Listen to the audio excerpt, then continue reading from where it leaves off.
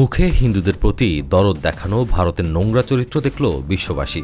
বাংলাদেশে কিশোরী ফেলানীকে নির্দয়ভাবে হত্যা করেছিল ভারত। এবার এক হিন্দু কিশোরীকেও লাঞ্ছিত করল তারা। চিকিৎসা নিতে যাওয়া এক হিন্দু কিশোরীকে আটকে রেখে নানানভাবে হেনস্থা করার অভিযোগ করেন ভুক্তভোগী সেই তরুণীর পরিবার। শুধুমাত্র বাংলাদেশি বলেই ভারতে তাদের সাথে এমন অসভ্যতা করছে বলেও জানান তারা।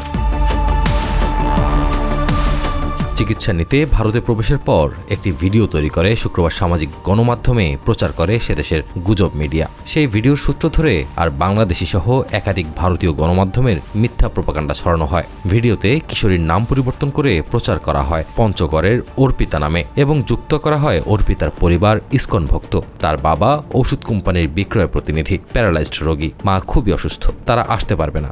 বাংলাদেশ তাদের জন্য অনিরাপদ, তাই ওই নাবালিকাকে নিরাপত্তার জন্য ভারতের আত্মীয়ের বাড়িতে পাঠিয়ে দেয়া হয় বলে মিথ্যাচার করা হয়।